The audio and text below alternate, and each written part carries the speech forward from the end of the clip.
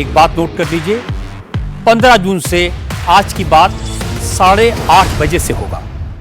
और इस वक्त की बड़ी खबर बता दें, भूपेंद्र यादव के घर टीएमसी के बागी सांसदों की मीटिंग जारी है। भूपेंद्र यादव के घर टीएमसी के 20 बागी मौजूद हैं। सयोनी घोष, प्रसून बनर्जी, सुदीप बंदोपाध्याय इस वक्त मौजूद है। बैठक में माला रॉय, शताब्दी रॉय, कौकोली घोष, जून मालिया, शर्मिला सरकार भी पहुंची हैं। जगदीश बसुनिया, पार्थो भौमिक इस बैठक में हैं। बापी हल्दर, अरूप चक्रवर्ती भी बैठक में शामिल होने के लिए पहुंच चुके हैं और आज ही लोकसभा स्पीकर से बागी सांसद मिल सकते हैं। अलग गुट बनाने का दावा पेश करेंगे। अलग गुट को मान्यता देने की बात वो लोकसभा स्पीकर ओम बिरला के सामने रखेंगे। आपको बता दें, भूपेंद्र यादव के घर इस वक्त टीएमसी के 20 सांसदों की मीटिंग हो रही है और इसके बाद रात को बंग भवन में डिनर का आयोजन किया गया है। माना जा रहा है कि एक तरीके से ये बागी सांसदों का शक्ति प्रदर्शन है। हमारे दो सहयोगी इस वक्त जुड़ चुके हैं। पवन नाहरा भूपेंद्र यादव के घर से हैं, विजय लक्ष्मी भी दिल्ली से जुड़ चुके हैं। पवन, कौन कौन से सांसद पहुंचे हैं? क्या जिन 20 सांसदों के नाम सामने आ रहे हैं जो बागी हैं, वो सभी उस मीटिंग में शामिल हुए हैं?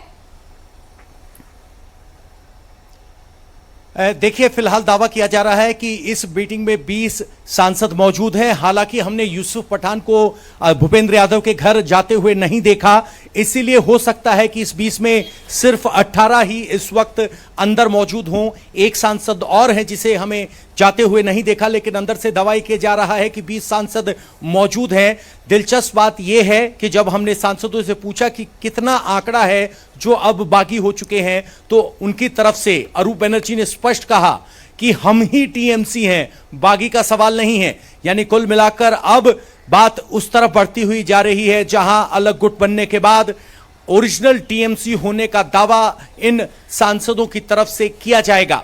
कहा जा रहा है कि आज भी वक्त मांगा जा सकता है सांसदों की तरफ से लोकसभा स्पीकर से मुलाकात का, लेकिन एक स्पष्ट तस्वीर आज आपको शाम को दिखाई देगी जब बंग भवन में बंगाल के सभी बागी टीएमसी सांसद एक साथ आपको दिखाई देंगे। हालांकि आंकड़े का दावा 20 का है, लेकिन अभी भी 2 नाम गायब हैं। यूसुफ पठान अभी इस बैठक में हमें नहीं दिखाई दिए हैं। पवन, जरा ये बताइए, क्योंकि कई जो पॉलिटिक्स के जानकार हैं वो ये भी कह रहे हैं कि अभी 20 तो नाम सामने आ चुके हैं, लेकिन हो सकता है कि जब डिनर का आयोजन हो रात तक ये संख्या और बढ़ जाए, क्योंकि 8 अभी फिलहाल ममता के वफादार हैं।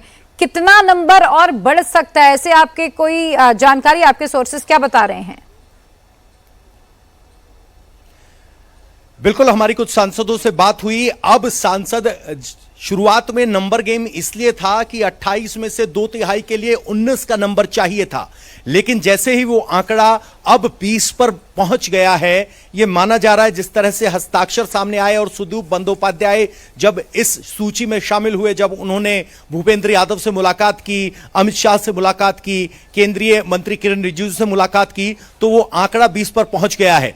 तो फिलहाल ये 20 माना जाना चाहिए, लेकिन अभी उस आंकड़े पे जब आप सवाल पूछते हैं तो कहा जाता है कि वो इररिलेवेंट हो गया है।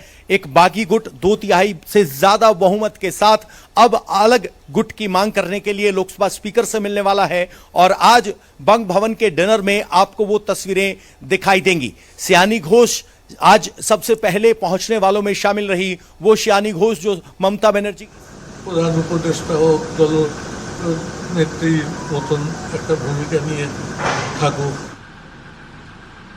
আমারও কোথাও এদের আবেদনটা আমাকে স্পর্শ করেছে, তার জন্য আমি। और इसी बीच बड़ी खबर बता दें, लोकसभा स्पीकर से मिलने पहुंचे कीर्ति आजाद। ये बड़ी खबर, सागरिका घोष भी कीर्ति आजाद के साथ इस वक्त मौके पर मौजूद हैं। लोकसभा स्पीकर से मिलने के लिए कीर्ति आजाद पहुंचे हैं, साथ में उनके सागरिका घोष भी हैं। विजय लक्ष्मी के पास और अपडेट के लिए चलते। विजय लक्ष्मी, क्या अपडेट है, कौन कौन पहुंचा है?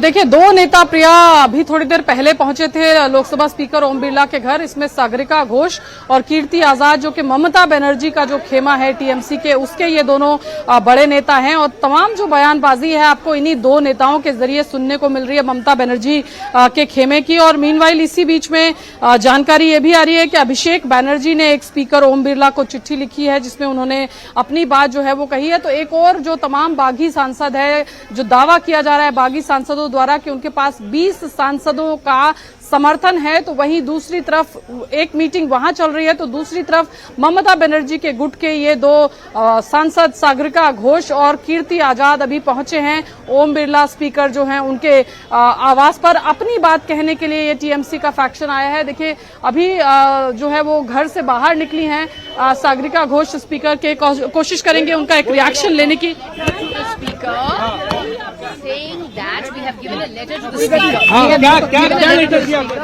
On behalf of the All India Trinamool Congress, the All India Trinamool Congress is an indivisible party. There is no legal recognition, no constitutional recognition of any kind of split in the party within the Lok Sabha.